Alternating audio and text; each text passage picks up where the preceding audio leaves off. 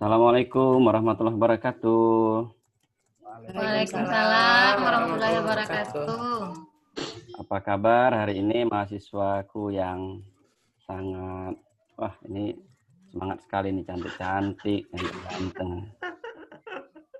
Udah siap belajar belum? Ya, Pak. Waduh. Ya, Pak.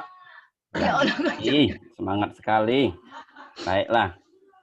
Hari ini kita akan belajar, tapi saya share screen dulu ya. Sebentar saja. Baik. Nah, sudah muncul belum? Belum, Loading, Pak. Pak. Loading. Ini belum? Sudah, Pak. Oke. Minggu lalu kalau enggak salah, kita tuh sudah belajar tentang fungsi-fungsi PLS ya. Benar nggak, Bu Yanti? Iya, Pak. Benar ya. Nah, coba di antara kalian masih ingat nggak?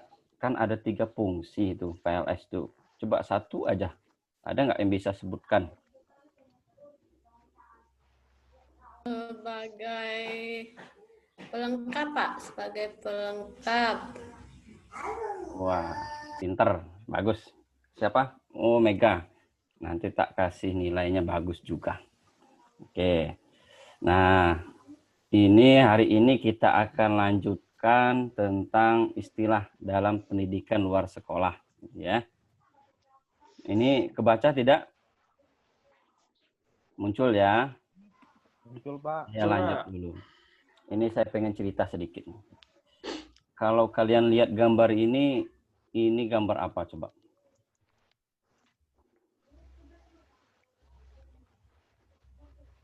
Siap, Pak.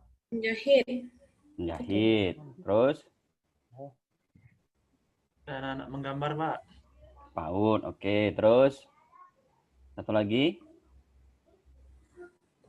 Penyuluhan, Pak. Penyuluhan. Bagus. Nah, ini banyak di masyarakat kita terjadi. Nah, inilah program PLS ya. Saya cerita dulu lah. Ada yang sudah pernah ikut penyuluhan? Belum, Pak. Belum. Ada yang sudah ikut pernah kursus itu menjahit komputer bahasa Inggris? Pernah ya. Nah, itu bentuk contoh dari program pendidikan luar sekolah. Sebelum nanti kita membahas tentang apa sih istilah-istilah yang ada di pendidikan luar sekolah. Nah, ini jadi kamu harus tahu dulu bahwa di masyarakat itu banyak sekali kegiatan-kegiatan PLS. Nah, ini semua nanti bagian dari contoh dari istilah-istilah PLS itu. Nah, kita lanjut dulu ya. Ada yang tahu apa itu istilah? Istilah itu apa sih?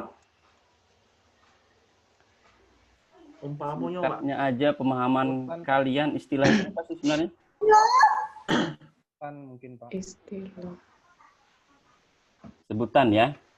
Sebutan lain gitu ya mungkin ya. Atau konsep lain lah gitu ya dari sesuatu bahasan tertentu. Nah, istilah. Nah, baik. Inilah bentuk apa istilah-istilah yang ada di dalam pendidikan luar sekolah. Nah, ini ada semua nih di masyarakat nih, baik itu di kita di dalam negeri maupun di luar negeri, istilah ini dipakai.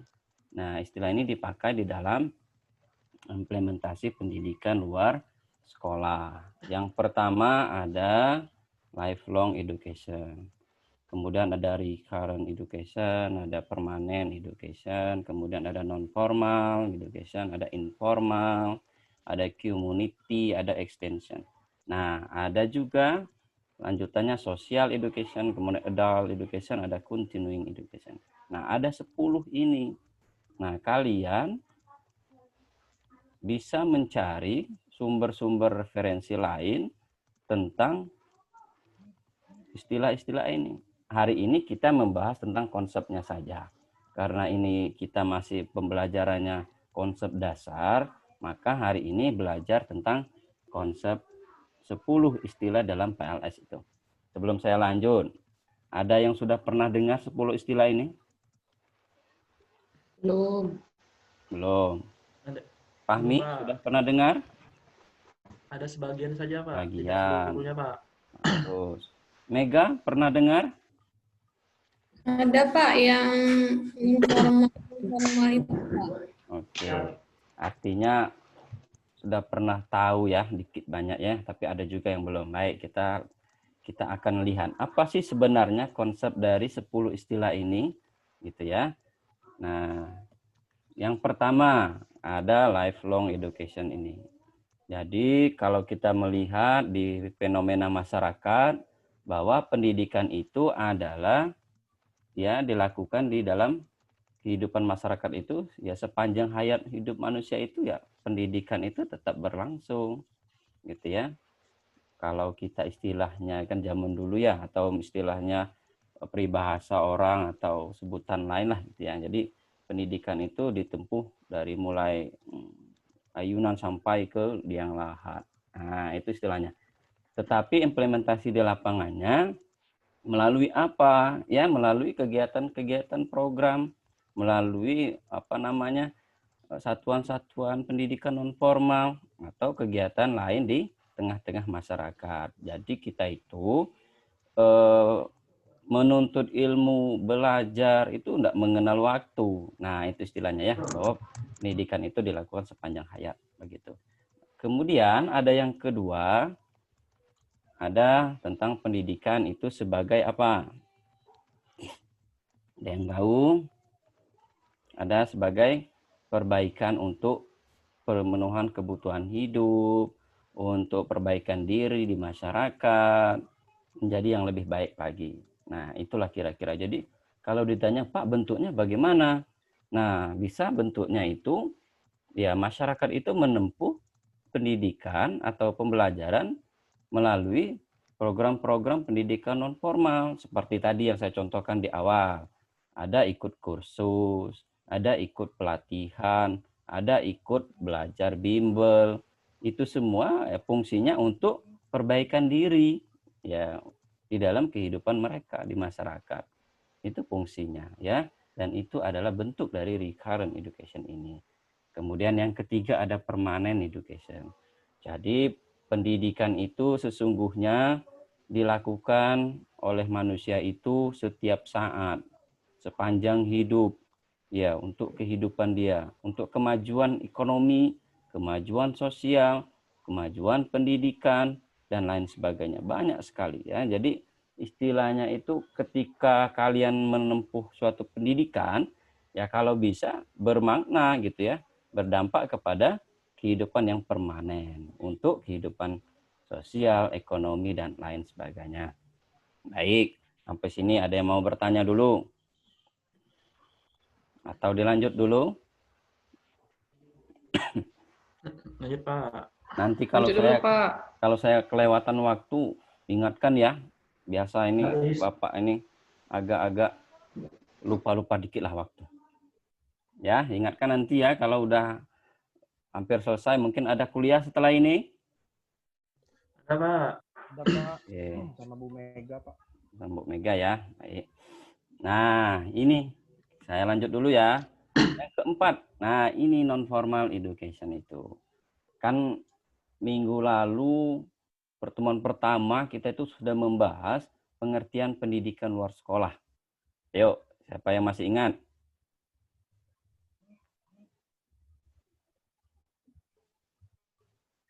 Mega ingat? Ya Pak, PLS kemarin tuh apa artinya Mega?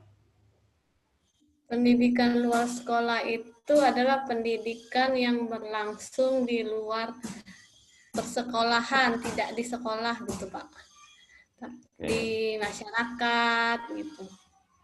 Oke. Lain Betul. dari SD, SMP, SMA. Baik, berarti masih ingat ya, artinya apa yang disampaikan pertemuan pertama itu masih diingat. Nah, baik, ini dia pendidikan kita dalam PLS itu ya, sebutan lain juga ada non formal education. Jadi pendidikan luar sekolah itu dilaksanakan ya di luar sistem persekolahan salah satunya. Di antaranya cirinya adalah jangka pendek, tidak mengutamakan ijazah, kurikulumnya fleksibel, tidak terlalu mengutamakan jenjang gitu ya. Pengelolaannya, manajemennya fleksibel dan lain sebagainya. Kalau ditanya Pak, contohnya apa? Nah, itu kan ada program pendidikan kesetaraan, misalnya gitu ya. Ada program pelatihan kursus, ada program pemberdayaan, ada program penyuluhan dan lain sebagainya. Banyak sekali. Kemudian ada informal education ini. Nah, ini pendidikan yang dilaksanakan di dalam keluarga. Jadi sebenarnya kalau kalian tahu, apapun proses yang terjadi di keluarga itu adalah proses pendidikan, pembelajaran gitu ya, yang diberikan oleh orang tua kepada anak-anaknya, entah itu misalkan tentang penanaman nilai budaya, kebiasaan gitu ya, atau bentuk lain. Itu semua adalah bagian dari proses pendidikan informal ya. Kemudian ada community education ini ya, merujuk kepada gerakan-gerakan pendidikan yang dilakukan di tengah masyarakat ya, ditujukan untuk ya kehidupan manusia itu sendiri ya, keberlangsungan hidup dan seterusnya. Baik ya, saya lanjutkan saja dulu, nanti kita lanjutkan diskusinya. Kemudian ada extension education, ada pendidikan tambahan atau perluasan. Nah, sekarang ini PLS itu trennya adalah ya ini, yaitu perluasan pendidikan di tengah masyarakat melalui program-program yang inovatif, program-program yang terbaru gitu ya, sesuai dengan perkembangan zaman. Jadi ada perluasan bentuk program pendidikan non formal. Kemudian social education. Ada ini pendidikan sosial gitu ya. Jadi bentuk-bentuk kegiatan pendidikan di masyarakat itu bagian dari pendidikan sosial. Jadi memecahkan persoalan hidup, menyelesaikan permasalahan masyarakat. Nah kan tentu ini berkaitan erat dengan literasi sosial, literasi di dalam pemecahan masalah ya. Jadi kalian juga tentu harus punya kemampuan itu untuk melakukan program pendidikan masyarakat atau pendidikan luar sekolah itu sendiri. Nah, terakhir ada adult education dan continuing education. Nah, pendidikan orang dewasa ini kalian udah terima semua ya, tentang pembelajaran andragogi gitu ya, pendidikan orang dewasa. Kemudian ada pendidikan berkelanjutan. Pendidikan berkelanjutan itu bisa dilakukan dengan berbagai program dan tidak mengenal batasan-batasan usia, baik itu anak usia dini, remaja, lanjut usia dan lain sebagainya. Ya, banyak bentuk-bentuk program dari pendidikan sekolah itu, yang itu bagian dari 10 istilah ini. Nah, inilah yang bisa saya sampaikan pada pertemuan hari ini. Silahkan, bagi kalian mungkin ada yang mau bertanya sebelum nanti saya akan memberikan tugas ya untuk pertemuan kita berikutnya. Ada yang mau bertanya, silakan. Pak, saya mau Silakan. bertanya, Pak. Boleh lihat slide-nya Pak, tadi kan ada setelah apa ya tadi ya, yang kedua itu Pak istilahnya Pak. Oke. Yang ini? Iya Pak, yang rekuren sama permanen itu beda ya, kalau misalnya contohnya dalam kehidupan sehari-hari itu Pak, contohnya. Oke. Contohnya kalau di masyarakat gitu Bu, itu ya, Mega ya? Iya Pak. Baik. Nah, ini kalau kita lihat dari konsepnya, recurrent ini artinya fungsinya adalah untuk perbaikan kehidupan ya. Jadi kalau kita contohkan misalkan anak sekolah ya, dia sudah sekolah di formal, tetapi kemudian dia perlu menambah keterampilan. Fungsinya adalah untuk memperbaiki kehidupan individu atau masyarakat itu sendiri. Nah, maka selain dia sekolah formal, dia ikut kursus menjahit misalnya seperti gambar tadi. Nah, fungsinya apa? Kalau dia sudah dapat kursus menjahit, nanti dia punya keterampilan menjahit sehingga dia mampu untuk mengaplikasikannya di masyarakat. Baik itu dia mau bekerja atau mau membuka usaha sendiri. Sehingga nantinya dia bisa memperbaiki tingkat dan taraf hidup dia di masyarakat. Jadi melalui program keterampilan, kursus misalnya seperti itu ya. Nah, kalau permanent education ini artinya tidak jauh berbeda sebenarnya dengan konsep itu, tetapi kan adalah untuk apa ya, perbaikan yang dilakukan itu secara terus-menerus gitu loh. Jadi enggak sesaat saja, jadi tidak kepada momentum saja gitu ya. Jadi bahwa permanent education itu dilakukan secara berkelanjutan gitu ya. Jadi baik itu dampaknya maupun proses pendidikannya begitu. Jadi kalau tadi si A sudah ikut kursus menjahit, nah itu dia belum merasa bahwa dia perlu keterampilan baru. Nah, dia ikut lagi kursus bahasa Inggris, misal dia ikut lagi kursus pelatihan komputer gitu ya. Sehingga ada terjadi kemajuan dan keberlanjutan dia gitu ya untuk perubahan ekonomi, perubahan sosial, perubahan budaya, dan lain sebagainya. Nah, kira-kira gitu Mega ya. Bisa dipahami? Bisa Pak, terima kasih Pak. Oke, baik. Ada yang lain mau bertanya? Tidak ya, sudah paham semua ya. Sudah paham dari 10 istilah tadi? Pahmi? Sudah, Coba Pak. Sudah, Pak. sebutkan satu istilah yang masih diingat tadi, apa Pahmi? Lifelong education, Pak. Oke, ingat ya. Aulia, coba. Ya, Pak. Apa? Saya, Pak. Dari current education, Pak. Oke, berarti sudah ingat dan tahu semua ya. Baik, hari ini saya tutup perkuliahannya, tetapi sebelum ada perkuliahan lanjutan, nah saya mau kasih tugas dulu sebagai pemahaman pendalaman materi. Nah, kalian saya suruh silahkan mengidentifikasi program-program pendidikan luar sekolah yang ada di lingkungan kalian masing-masing. Itu. Paham kira-kira? Berapa, Pak? Pak, berapa kegiatan, Pak? Minimal 2. Nah, jadi identifikasi, laporkan nanti. Ya, gitu. Di lingkungan. Kapan terakhir, Pak? Karena musimnya pandemi, jadi enggak usah jauh-jauh. Yang ada di sekitar saja. Ya. Gimana, Pahmi? Kapan terakhir kumpulnya, Pak? Nah, minggu depan aja lah ya. Minggu depan, Siap, nanti Pak. sebelum masuk pertemuan, sudah kumpul semua. Tapi nanti diupload di e-learning ya, karena kita akan saya berikan room khusus mengupload tugas laporannya nanti ya. Oke, tidak ada lagi pertanyaan? Cukup, Pak. Cukup Cukup, ya. Pak. Baik, terima kasih. Dan mudah-mudahan semuanya paham, mengerti, dan dapat mengimplementasikan bentuk-bentuk dari istilah ini di masyarakat ya. Mudah-mudahan kalian juga saya sarankan terus mencari referensi-referensi lain untuk pendalaman materi khususnya tentang istilah-istilah pendidikan luar sekolah ini. Saya akhiri, sekian, terima kasih. Assalamualaikum warahmatullahi wabarakatuh. Waalaikumsalam warahmatullahi wabarakatuh. Yeay.